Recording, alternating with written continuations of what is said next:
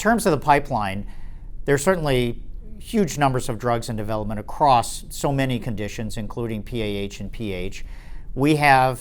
pharmacists at Humana whose job it is to monitor the pipeline and to track this over 12 to 24 months in advance. We all get monthly updates on that, but ultimately, as a medical director and as someone who's involved with the P&T committee,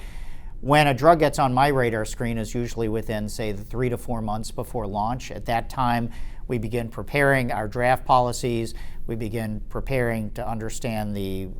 impact of that drug on the current treatment paradigm, how it's going to fit into where, along with the other drugs that are currently being used, and of course all that preparation leading up to the discussion once the drug is approved and then comes very shortly thereafter to P&T. The challenge with the pipeline, of course, is that there's so many drugs in development that never make it to that point. But at the same time, we realize that as drugs get closer to launch, it is really important to make sure that we're beginning to engage in discussions with manufacturers and, if appropriate and helpful, with clinicians at the national level as well as in the community to understand the import of what this new drug is potentially bringing to the table. For connective tissue disease-associated pulmonary arterial hypertension, specifically looking forward to different types of approaches to medical therapy of PAH that includes immunomodulators such as rituximab and tocilizumab, and medications that affect the immune system, because that plays an important role in connective tissue disease PAH. Additionally, I think medications that target RV and right ventricular function are important in patients with connective tissue disease PAH, since RV function is an important prognostic variable in those individuals. For portal pulmonary hypertension, there's recent data that suggests that BMP9 and BMP10 play an important role in disease pathogenesis, and certainly targeting or augmenting these pathways may be important in treating portal pulmonary hypertension, and again highlights the fact that a personalized approach to treating different types of pulmonary hypertension is needed to better treat PAH. For chronic thromboembolic pulmonary hypertension, I think our treatments are fairly effective, but would like more information on best approaches in terms of managing combination therapy and when to pursue procedures such as balloon pulmonary angioplasty in patients with CTEPH. So depending on how one counts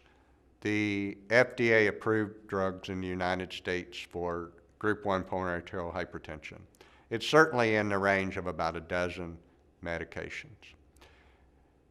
However, even though it's about a dozen medications, all of them are in one of three pathways: endothelin pathway, nitric oxide pathway, prostaglandin pathway. We need new pathways. So I think we've maximized options in the three targets that I've mentioned, but I'd really like to add a fourth pathway, a fifth pathway, on the presumption that if you can come at this from multiple angles, multiple targets, that the benefit will be shown in reversal of the disease,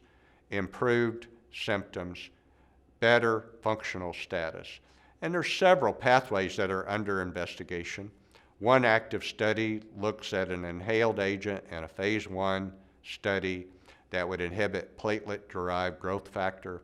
in the tyrosine kinase inhibition pathway that has, based on the science, a reasonable chance of being effective in pulmonary hypertension. So I think further investigation, discovery of pharmaceuticals, interventional agents in different pathways that could be combined to our existing FDA-approved medications that would be tolerable for patient on combination therapy, be safe,